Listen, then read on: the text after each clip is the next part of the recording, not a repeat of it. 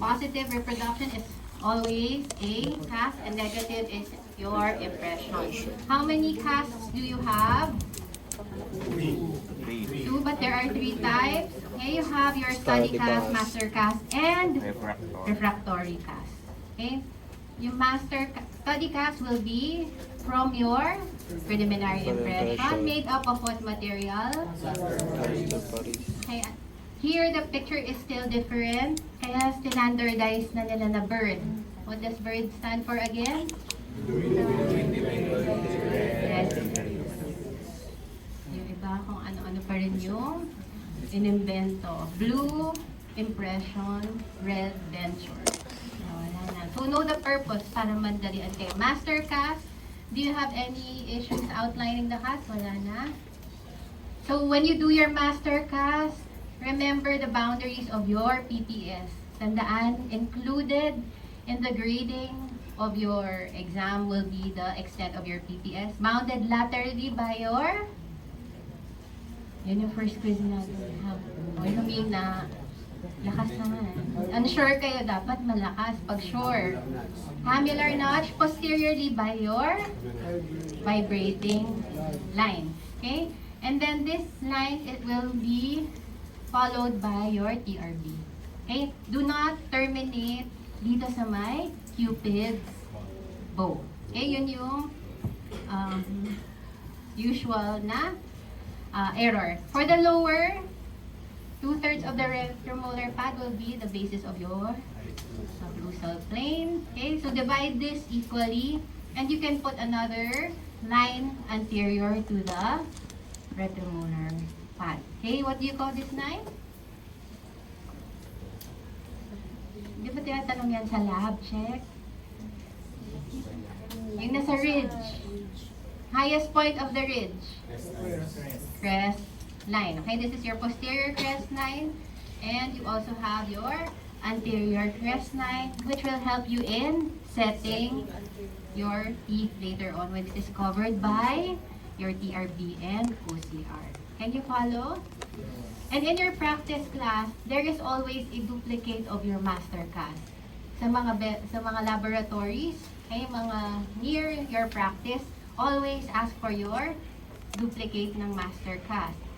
Ang pag binalik sa inyo yung denture, when it is returned by the laboratory, does it come with your master cast or not? At then nasa plastic na lang, di ba?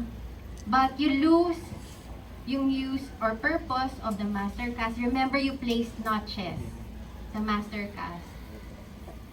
Alam niyo yung notches? Sa base, yung letter V. Okay, that is used to return it to your articulator. So that later on, pagka-process, you can recheck again the relationship ng binalik sa inyo ng laboratory. Can you follow? Okay? So, lagi kayo magre-request pa rin ng master cast. Okay? To be returned with the master cast. So, requirements of the master cast, 2 to 3 millimeter land area. Just in case, mag-patient, okay, hindi pa kayo decide na mag-boards right away. And you will be asked to construct a cast. Ang common na nakikita ko, mga nagpapacheck sa lab, wala nang land area. Nandito na sa vestibular area, which was our question last, yung second quiz. Okay, number 1, to preserve the vestibular area. So that is your land area. Okay? And it is 10 to 15 millimeters sa base. Wala naman kayong problem yan if you are using an ideal cast. And this is also the purpose of your boxing. In the treatment of the cast, pag tinanong kayo if there are nodules, of course, remove the nodules. If there are voids, just fill the voids. Pero yung voids na allowed are only those that are minimal. Di ba may pinapayagan sa inyo, lagyan nyo ng wax. Okay? And then for undercuts, we usually use still the wax to relieve the undercuts. Okay, now for your record base, ito yung favorite nyo, shellac and VLC. You know the pros and cons already of your shellac? Sinong magsha-shellac? Sa CPE, wala. Kahit isa. Okay, but I saw some last semester nag-shellac sila. Okay? Pag sa patient, usually it's easier for you to adjust if it is shellac. Unlike your VLC, you have either to redo it because it cannot be readapted sa patient's cast. Okay? And the problem lang with the VLC class usually is that at the back, hindi siya well adapted because ang pinggamit niya na pang cure ay pang manicure. Okay? So it's a different intensity for the VLC. Masyado siyang mataas. Ano nangyayari? Nagko-contract, pumupunta, di ba? Towards the light. So, lumalapit siya, umaangat siya sa cast, and then later on, it won't fit. Just remember to check the back portion of the VLC. Sa occlusal, magaling kayo. Pag binaliktad na yung cast, dun na nakikita yung error. Okay? And it should be stable, so i-rock niya siya, press it sa left ridge, right ridge, anteriorly and posteriorly to check the stability. And if your VLC, some of your VLCs are bigger than the other, and thicker rather than the others. So what you do is you press it in between your two glass slabs to make it thinner, or some, they use a rolling pin para lumipis. Okay? Kasi yung VLC, usually, ang problem ng mga previous na nag-board exam is that there isn't enough space for the pontics. And how many pontics will you trim with your micromotor? Dami. Ilan na? Diba? Hanggang second molar ang required sa inyo. Okay? Kasi if you don't get the second molar, that means the measurement of your pontics is already incorrect. Okay? Dapat may second molar. For the shellac, always remember if this one comes out, ito yung disadvantage. So, pag nakita nyo na temporary record base na brittle, na-experience nyo na naman to, no? Okay? It is your shellac. And that is the reason why they used to reinforce it with ortho wires. Dito sa lingual and also here sa may palatal. Okay? But we don't do that anymore for the board exam. Okay? Your other materials, cold cure resin, vacuum formed vinyl. So you can have this in your practice. Pag meron na kayo mag-outline, immediately you can do this.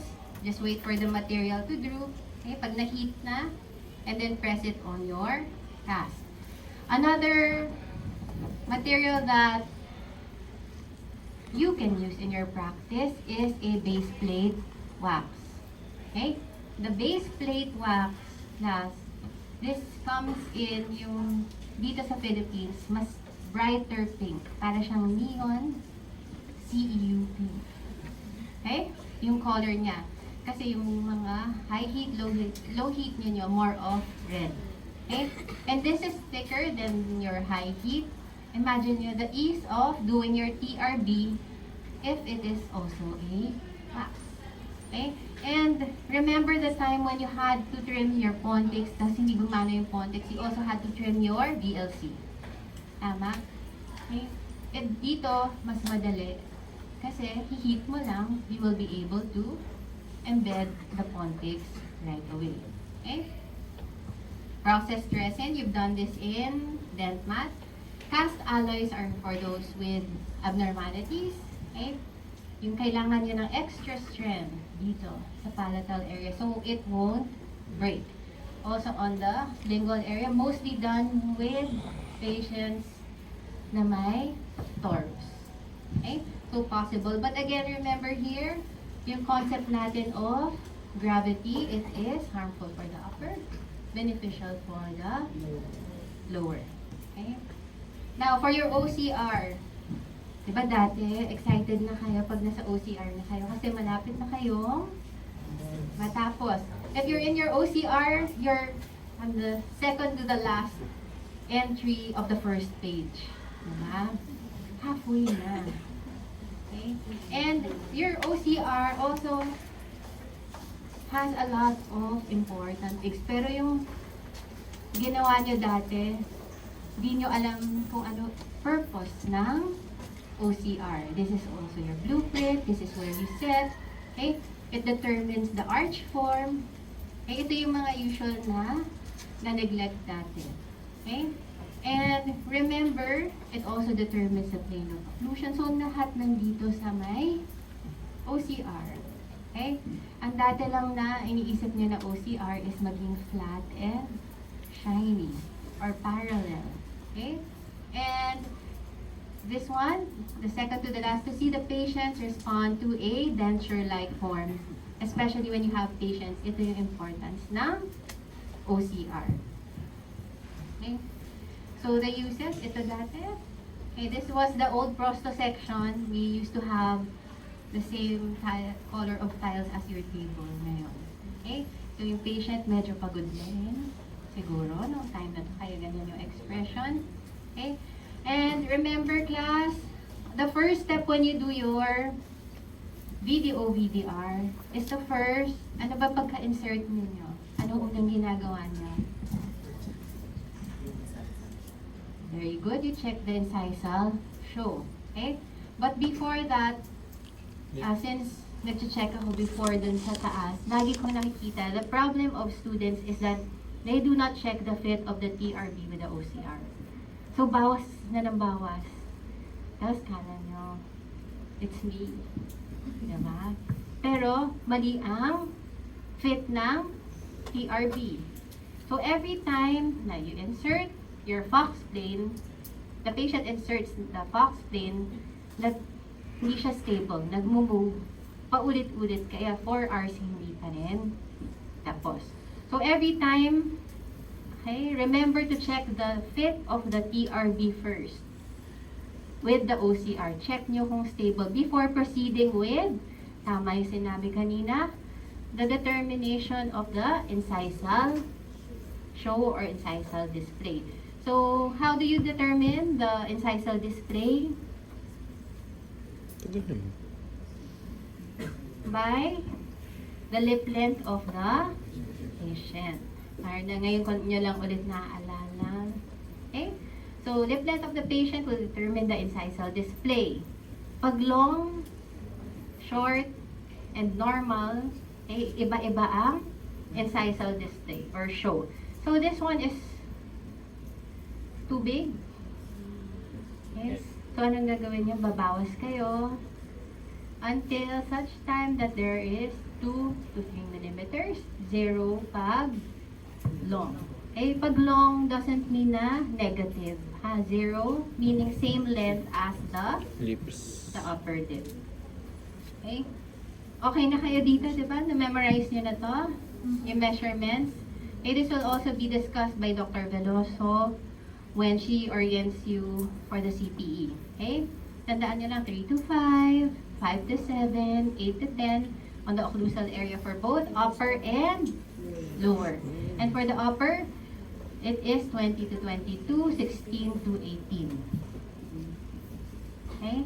Sa posterior, determination of the occlusal plane, 2/3 of the retromolar pad.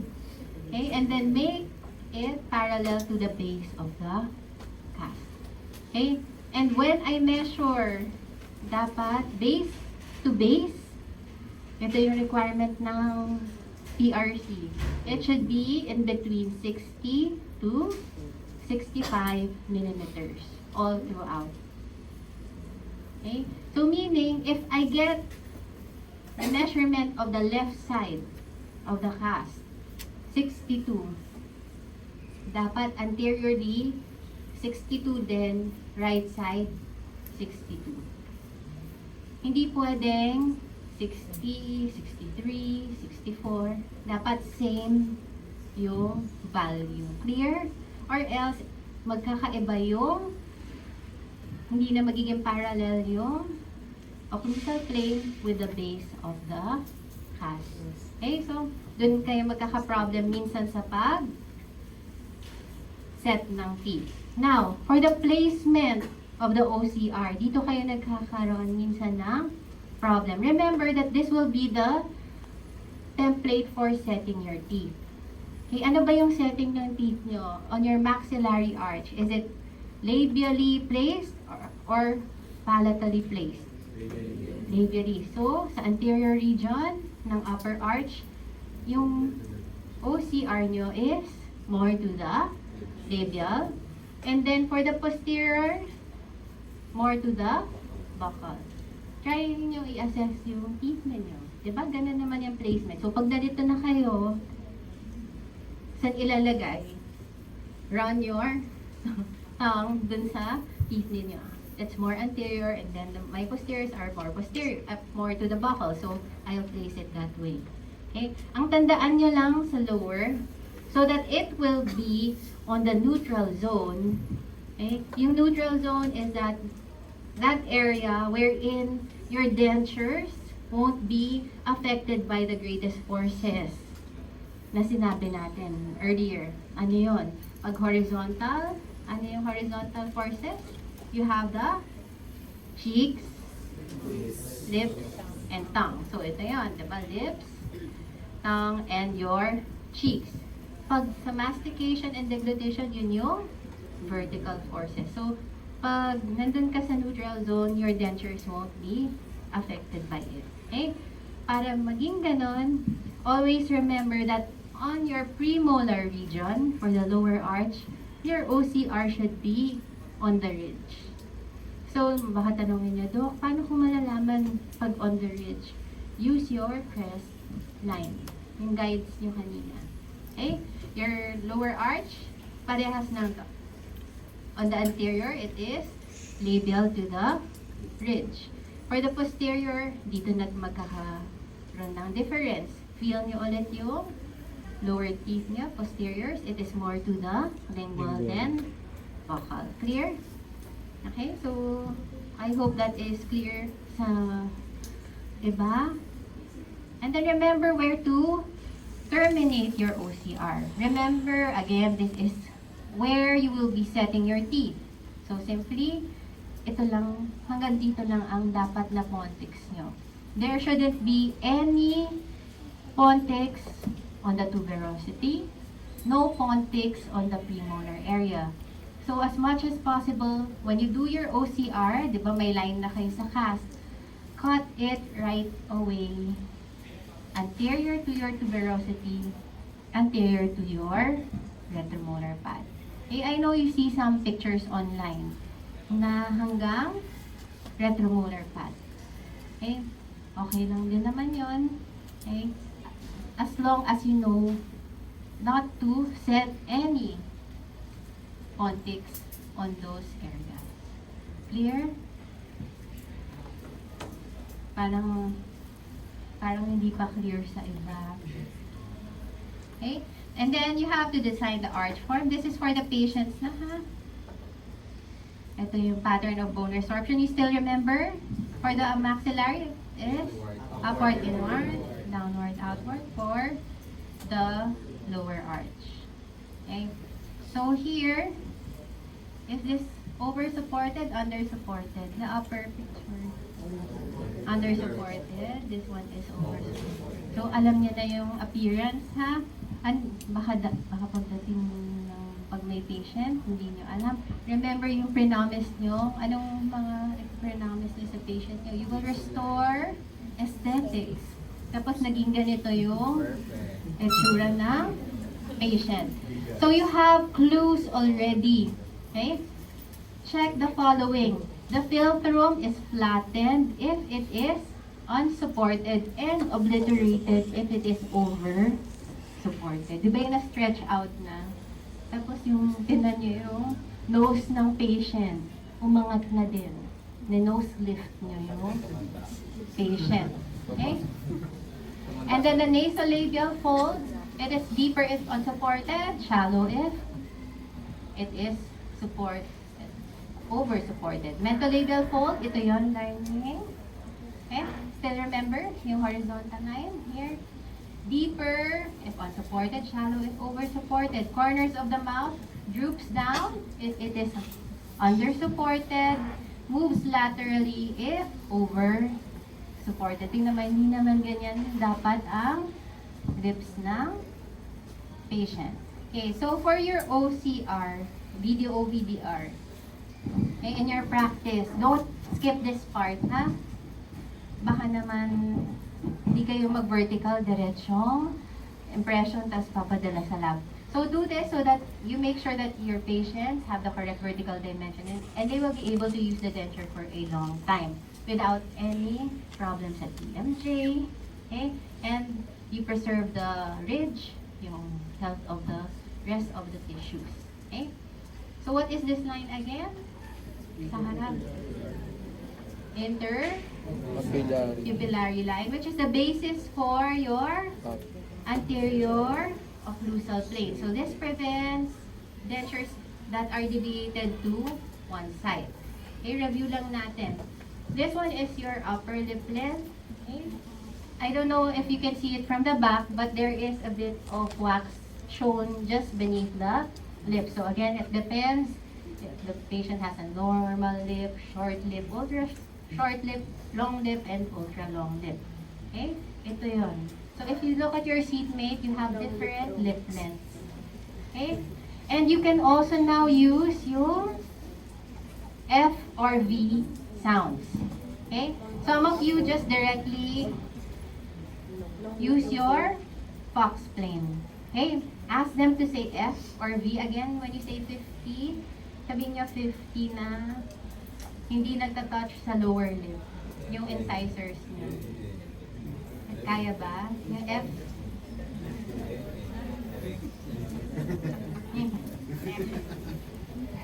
Hindi kaya. Kaya others, they resort to 50. Diba? Or V. Kaya nyo ba sabihin V? Because later on, one of the groups will be discussing troubleshooting. And in the setting of the teeth, phonetics, malalaman nyo yung purpose ng pag-set. Okay?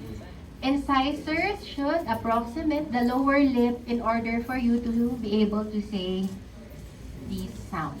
Okay? And now, you make it parallel. Eh, dito na kayo natuwa, di ba dati? Either you add wax or reduce wax depending on your patient's appearance. Okay? Next, for the posterior occlusal plane, you use your Camper's line or your Ila or Alatragos line. Okay, that will be your reference. But in books, okay, this one, ito yung hindi nyo nakikita. It is a fourth of an inch below the stem sense gum. So more on theory to kaysa sa practical.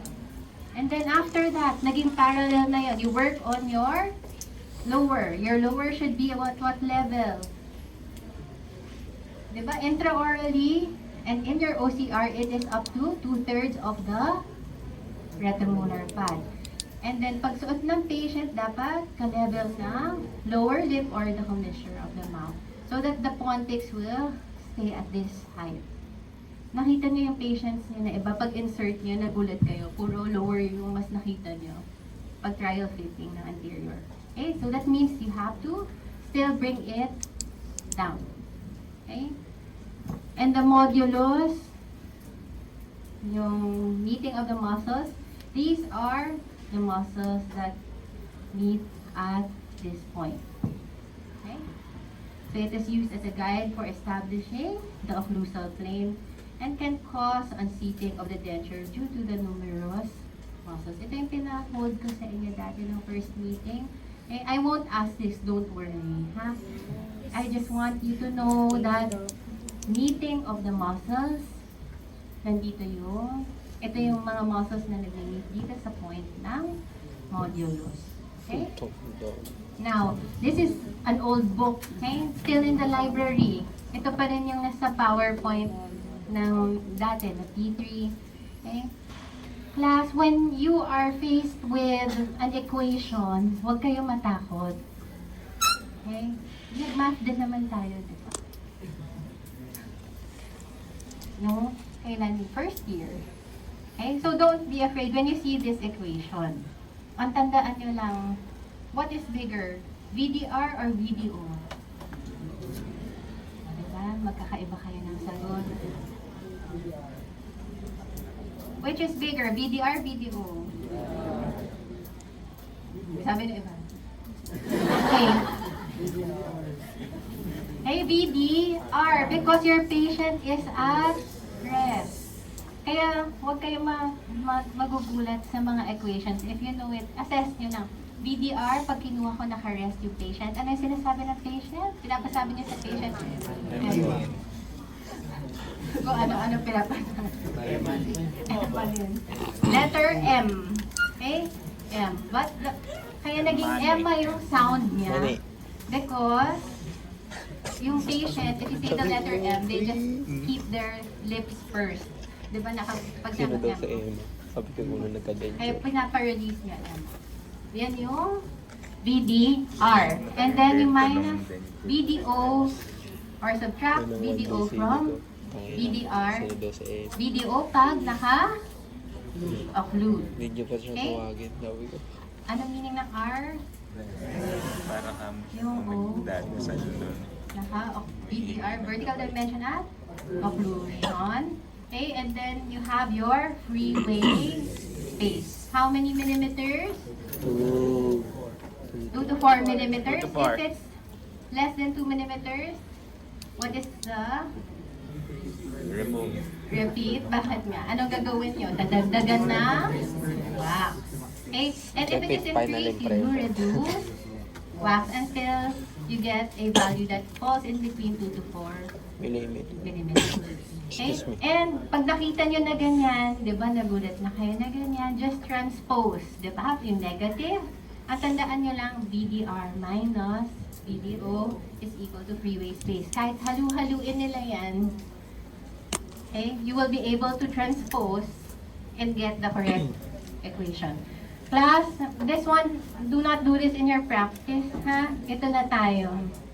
Do not get your Sharpie and write directly on the patient's face. Ha? Baka nakita nyo kasi dito. Sa masking tape muna before placing it on the patient. Bakit sa tip of the nose and base of the chin? You just need 2 arbitrary points. So, ang determine natin, tip of the nose and tip of the chin. Okay? And make your dot not too big. Yung ginawa nyo kasing dot, ano na. Tapos, pag measure mo yung dot nyo, 3 millimeters. Kaya pag tinapat nyo yung caliper or ruler, hindi mo na alam kung 62, 63, 64, nandun parehas, di ba? Make a small dot so your measurement will be definite and accurate. And then you have your guidelines. Ano nilagay nyo? Na 3 guidelines na pagkakamali usually na i-interchange with your centric registration. Ano yung sinasabi ng iba? What is centric registration? Hindi yun. Okay, those are your guidelines, your midline, cuspid line, and high lip line. Okay, that will help you in setting the T. Okay, landmarks that can be used: incisive maxilla, filtrum, tip of the nose, bridge of the nose, and the labial frenum, the attached portion. Ha? High lip line, smiling line, ito yung pinapatawan niya si nanay or tatay. Diba? Yan. Kung ano yung pwede niyong sabihin na ma-flatter sila so that you get the big, the widest smile of the patient. Yung pang panalo. Diba? The smile. Okay? And class, what is the importance of this one? In your patients, if you get the high lip line, you can measure this. Remember in your mold chart, nakikita nyo lang doon is, ang usual na ginagamit nyo are the shapes on the left, okay, to determine the pontic shape based on the shape of the face of the patient. Okay? And how do you get the pontic? You divide it by, ano yung dinidivide natin? By zygomatic width. And then, do you get if you divide it by 16? The mold chart. The mold chart. You get what? The size of what? Ano nga doon? Lateral. Lateral. Nakaligtan. Di ba parang hindi nyo alam, pero ginawa nyo na siya 3 times. 4 times pa nga. Okay? You get the width of one central incisor. Okay? Hindi lateral, hindi canine. Okay? So again, bizygomatic width divided by 16, you get the width of one central incisor. And then, you also have on the side, let's say on your mold chart, meron kayo dito isa pang measurement. Okay? That is the length of the height of the pontiff. Okay? That will suit the high lip line up to the incisor. So, nag-blend naman siya. Diba? Nakuha niyo naman. Tama naman yung shape. Pero bitin, hanggang dito lang siya dahil maliit yung pontiff. So, mahihirapan pa rin yung patient magsabi ng letter F and B. Naintindihan? So, try to review your mold chart. And you also have on the top another value. Naalala niyo pa yun? Hindi, kasi titignan mo lang. Or hinulaan mo lang. Okay, on top, you have another value. That is the canine or cuspid to cuspid measurement. Okay? So, if you divide your bizygomatic width by 3.3 naman, okay? This is also used in practice, but dito ginagamit natin 16. If you divide the bizygomatic width by 3.3, you will be able to get the cuspid to cuspid measurement. And check nyo yung mold chart nyo, nandun yun sa taas. So, sa mold chart, you will see the shape of the face of the patient, the cuspid to cuspid, canine to canine measurement, the height of the pontic that it will be used, and the width of one central incisor. Clear? Clear? Okay, and then, yung centric jaw relation, I will be giving you a video to watch on your own. Kasi wala pang nakaka-understand masyado ng centric jaw relation. Okay? Centric occlusion. Sino dito nag-remount recess? Ayaw aminin. Sige, kahit ganun lang. Para makita ko. Okay? So, para makita ko. Okay? Some of you were asked to do that. Okay? Bakit kayo na pinaulit? The concept in complete denture is that your centric relation should be equal to your centric occlusion. Remember the time you did your centric relation. Ano pinagawa sa patient? Wala na. Ilalagyan na kita ng wax. Agatan niya to. Kaya pagdating ng trial fitting, mali. Remount and reset. Okay? In centric relation, you try to get yung repeatable, yung ano yung nare-repeat na bite ng patient, which is the most protruded. Okay? Ano pinagawa niyo sa patient ninyo? Dila sa ngala sa harap, sa likod. Posterior. So that the mandible, try to notice the mandible. Dito sa dulo ng ngala. Nagmo-move ba forward or backward yung mandible? It moves backward. And then, in order to retain that posture, you ask the patient to swallow and bite. Diba? Ginawa niyo ba? Bakit merong hindi nagda-drive yung CR and CO? Okay? So, you don't only do this once. Some of you might have done it. Pero hindi nyo inulit. Try to get at least 5 registrations and check kung parehas lang yung markings nyo from before. This is the most repeatable. So, yung bibigay ko sa inyong video, it will help you understand centric relation, okay? And yung bite ng patient para hindi kayo magkamali. Okay? Dati kasi, ang problema nung mga nag-remount and reset, okay, hindi nyo ni-retrude yung mandible. You just ask the patient to bite. And usually, when you ask patients to bite, na complete denture wearers, paano ba sila mag-bite? Forward, di ba? Or in different positions, pwedeng laterally, dahil hindi yun yung alam nilang position, nag-glide pa. But when you already have the teeth, meron na kayong occlusion, may pontics na, hindi na niya mamove forward because you already have your canine guidance. So, hindi na siya nagmi-meet. So, therefore, you have to remount and reset. Okay, kaya nakita ko, yung mga pinapa-remount and reset, ayaw. Nalulungkot, sayang yung ginawa ko. Sige, tuloy pa rin sila ng tuloy, gawa pa rin sila ng gawa. In the end, hindi pa rin nila matapos. They just wasted. Pag nakita nyo na hindi nag-meet, okay, it's better that you remount and reset already. Kaysa sa i-adjust nyo ng adjust, it's the same concept class pag chinek yung CPE ninyo. Di ba nag-vertical kayo, nag-bite din kayo, centric. Pag nilipat nyo yung PRB sa kabila na articulator, which represents your patient, and it doesn't jive, then it means that mali yung registration ninyo. Kaya dapat same yung registration sa patient's cast and sa ginawa ninyo. Clear ba? Okay, so I also have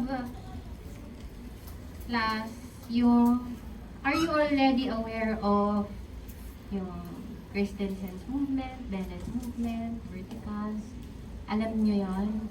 Kasi lumalabas yon sa theoretical, which is next week, di ba? We won't meet next week. Good luck. Galingan nyo. Makasagot your retention.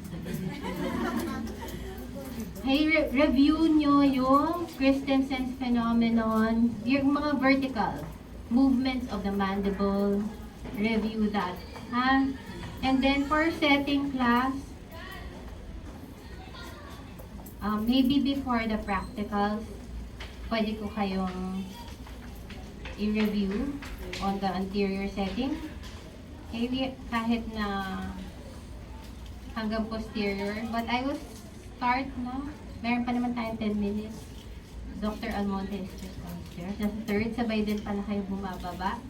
So, review lang natin to class, ha? Yung setting. Most of you nagkaka-problem sa setting. Just remember, for setting of anterior teeth, it is usually for your aesthetics and phonetics. Function usually yung sa posterior, although it is still related with your phonetics, especially when you say the letter S. Okay? When your tongue is against your premolars. Okay? When you set class, ideal cast kayo. Always check for symmetry. Okay?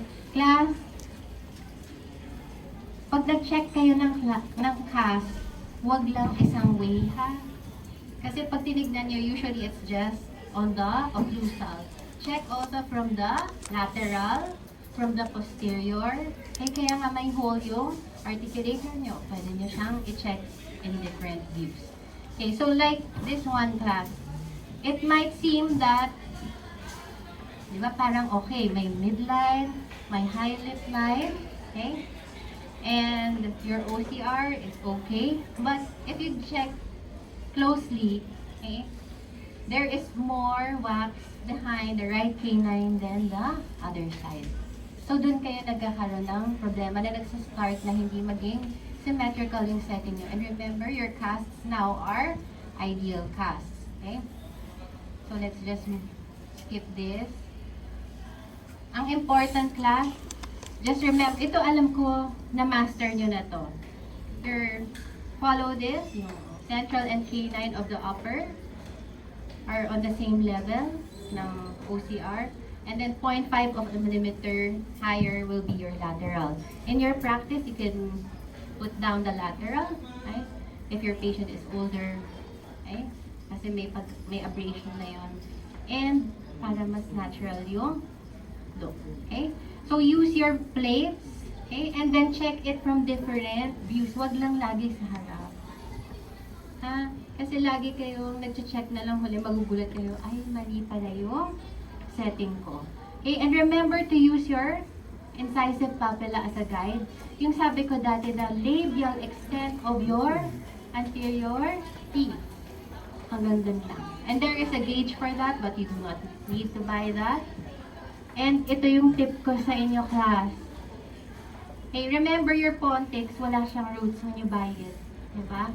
But draw an imaginary line. Okay? Dun sa crown. And imagine na may roots. Okay?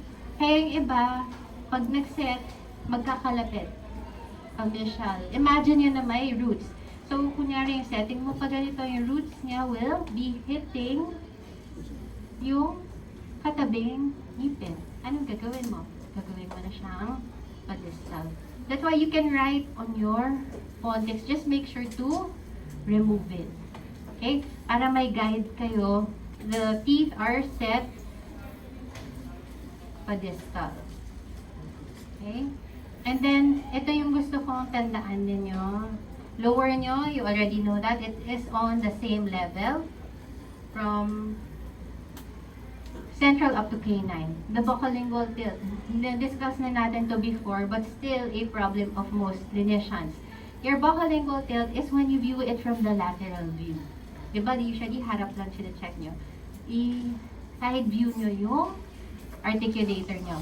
The red line represents your OCR. Dotted line will be the long axis. Okay.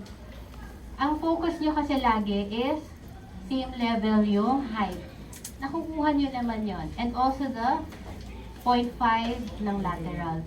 But the buccolingual tilt, mali. Kaya iba yung setting ninyo.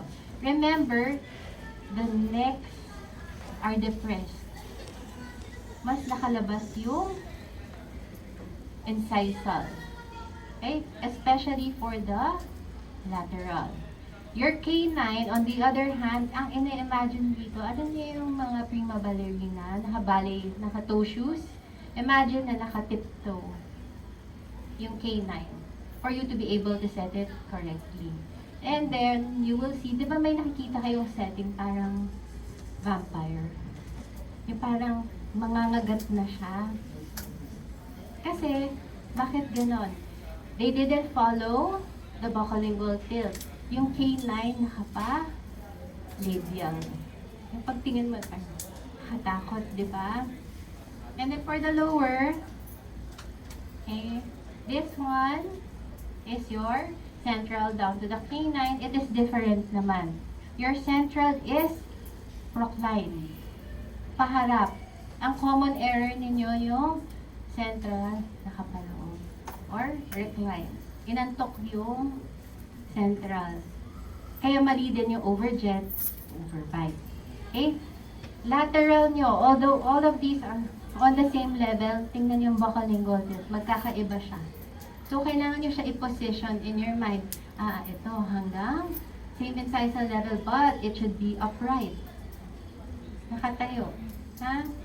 And then, canine of the lower will be more prominent sa neck. And then last, ito na lang. We will just continue next week. I want you to take note of this. Your anterior setting, if incorrectly done, kaya nga yung sa ibang classes, pinafocus muna yung anterior teeth. And that's why you have your anterior try-in first. If this is incorrect, your posterior magkakamali na din. Your canine offset, it is 1/2 tooth offset between maxillary and mandibular teeth. Sabi na iba, okay. Okay, but the purpose of this is for you to have space for the posterior. So ito yung tamang placement. Hindi magkatama yung ginagawa kasi ng marami is cusp tip to cusp tip. Kaya may space in between the canine, either sa premolar area or sa anterior. It should be half the mesial opposing half of the distal of your lower. Tandaan nyo to, class, ha? And remember, this is your turning point. Pag mali to, mahihirapan na kayo sa posterior, and that is the reason why your class 1 relationship and the molars cannot be achieved. Di ba naiiba? Class 2, class 3. Hindi nyo magawa yung mesobuccal to mesobuccal, cusp to mesobuccal fluid. Okay? Any questions? I-try nyo kasi siya. Barda dito. Kaya nga dapat i-practice nyo siyang gawin before the CPE. And you may go, class.